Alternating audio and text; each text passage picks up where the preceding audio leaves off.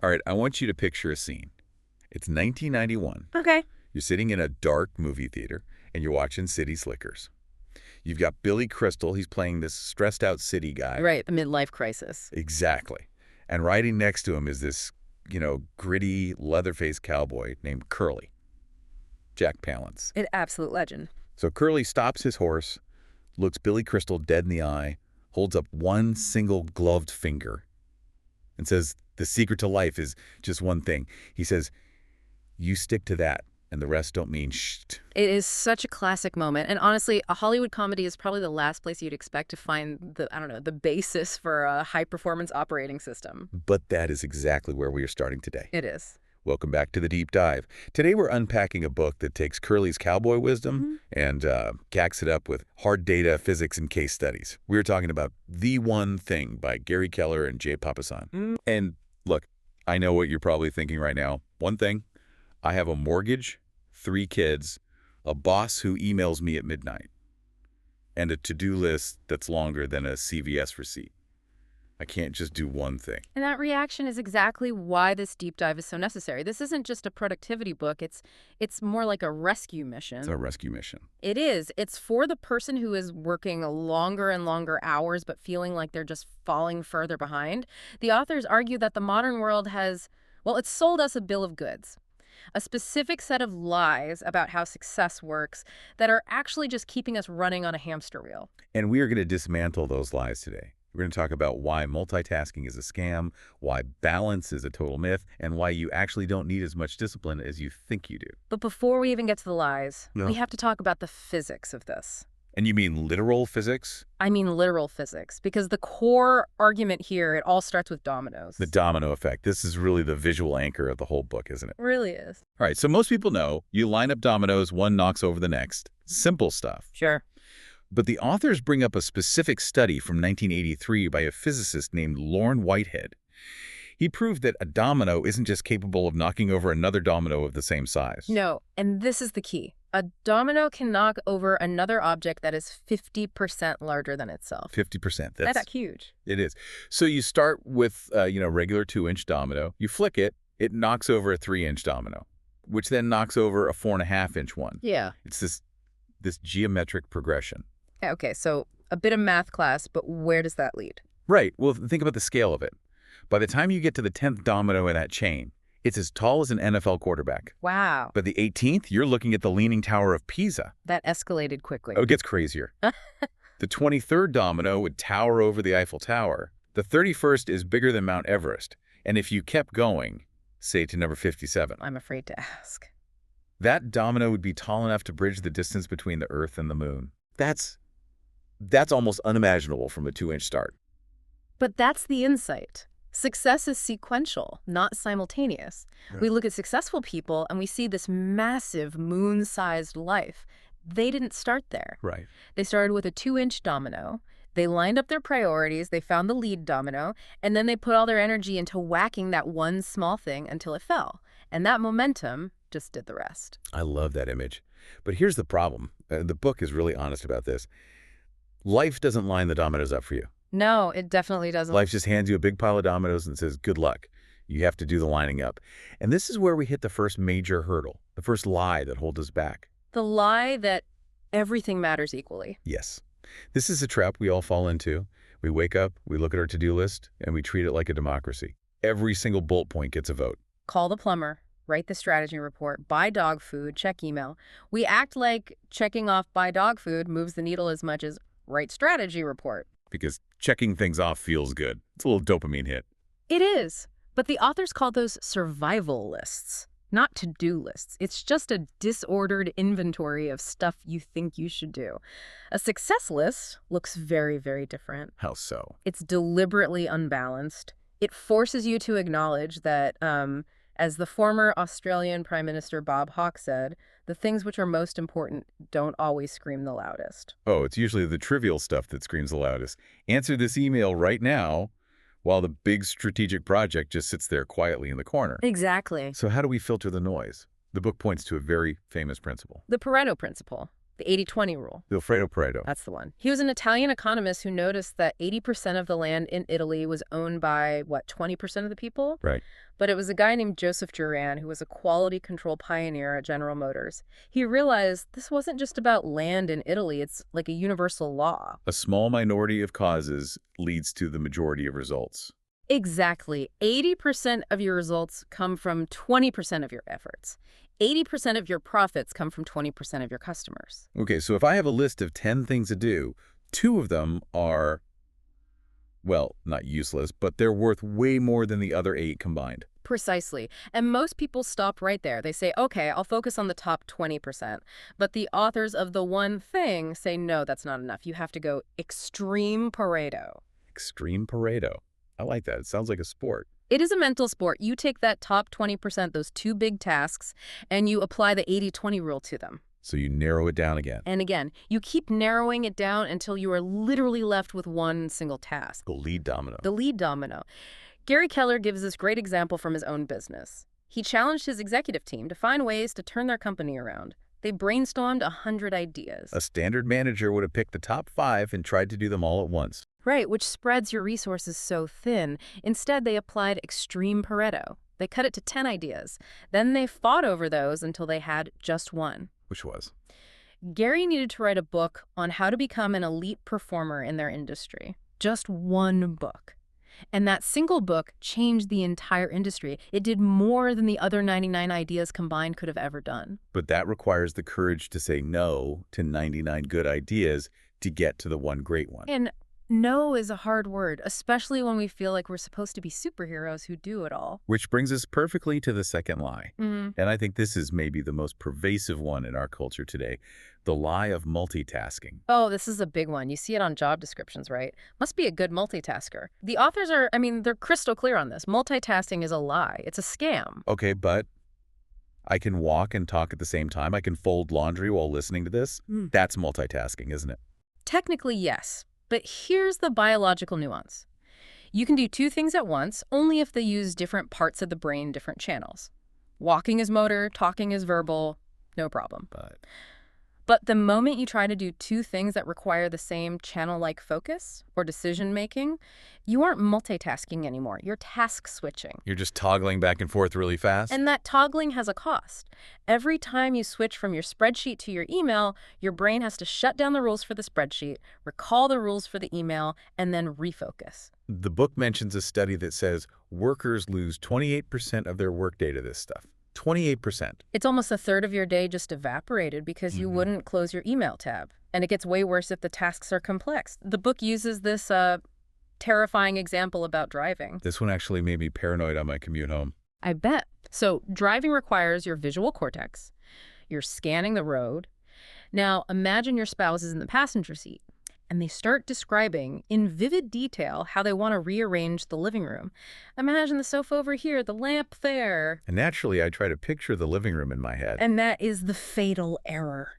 Because to picture the living room, you have to engage your visual cortex, the same channel you are using to drive.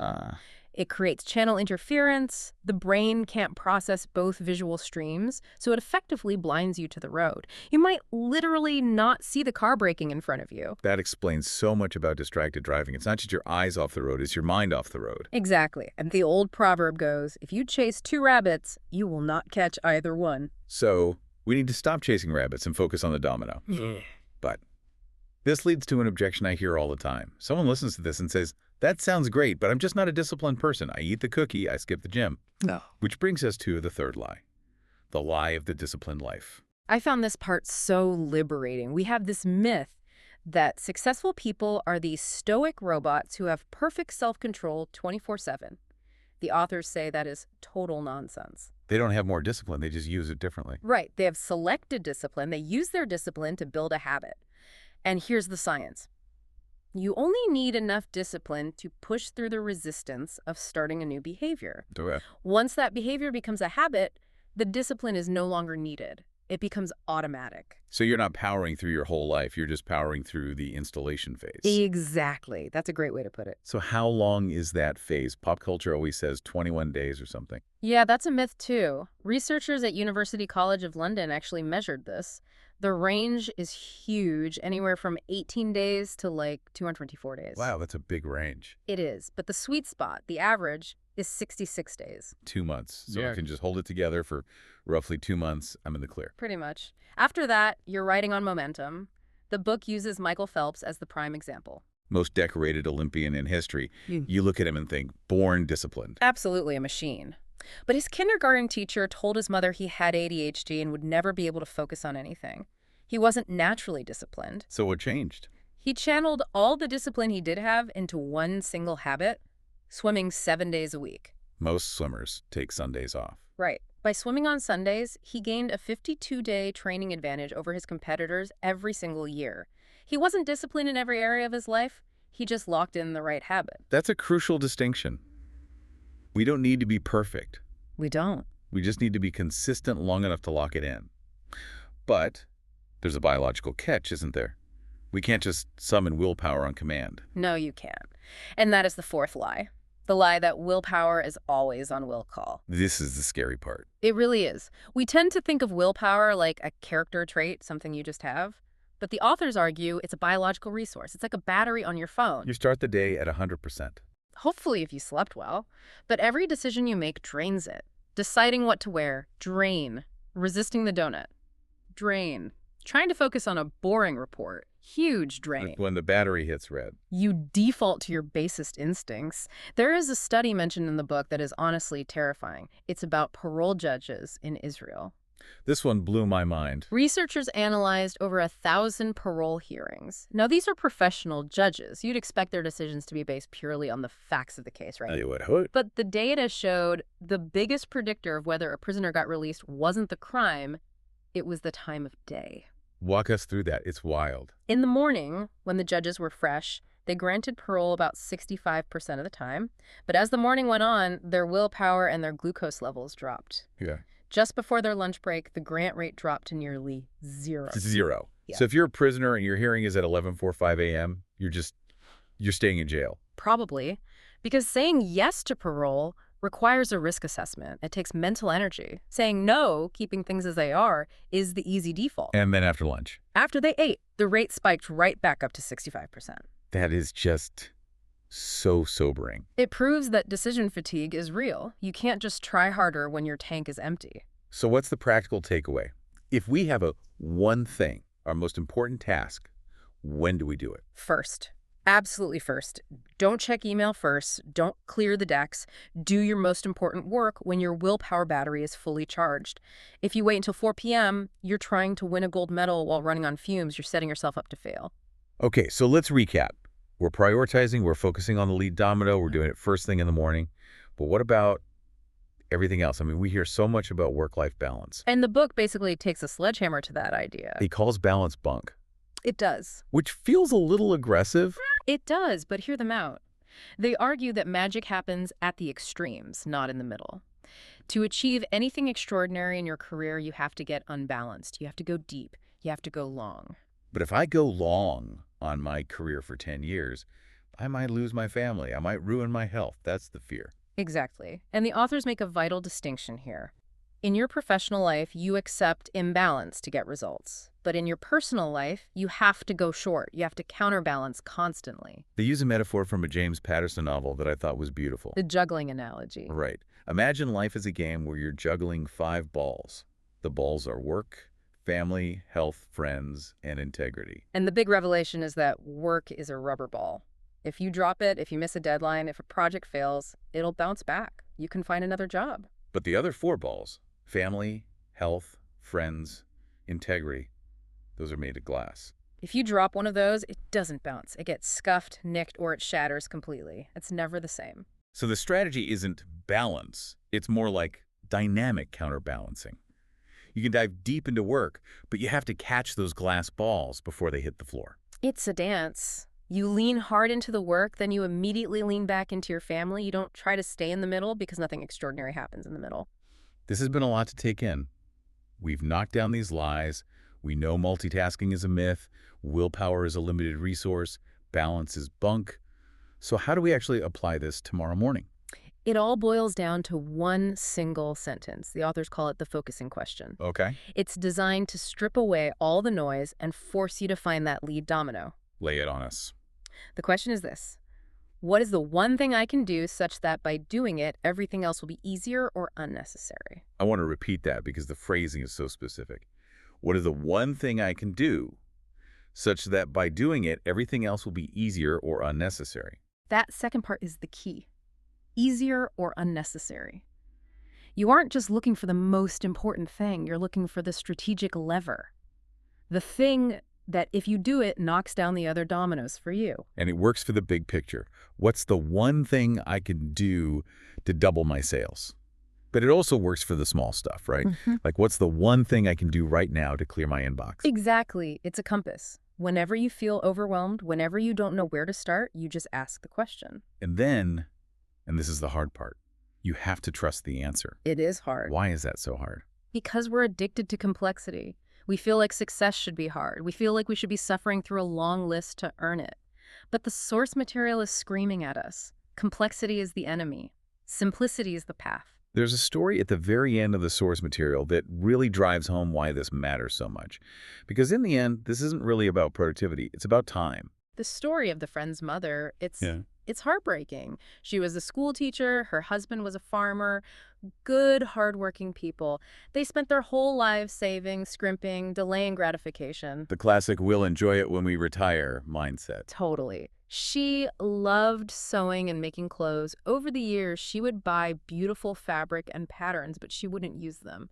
She'd put them in a closet and say, "These are my travel clothes for when we retire and travel the world." And she never made it. No. She passed away in her final year of teaching, and later, when the daughter went to clean out the house, she opened that closet. It was just packed floor to ceiling with fabric and patterns. Unfulfilled promises. The father couldn't even bear to look at it. He had to leave the room. It was this physical manifestation of someday. That hits hard. It's a brutal reminder that someday isn't a day of the week. Time waits for no one, and if you keep spreading yourself thin, chasing balance, trying to do everything for everyone, you might end up doing nothing that truly matters.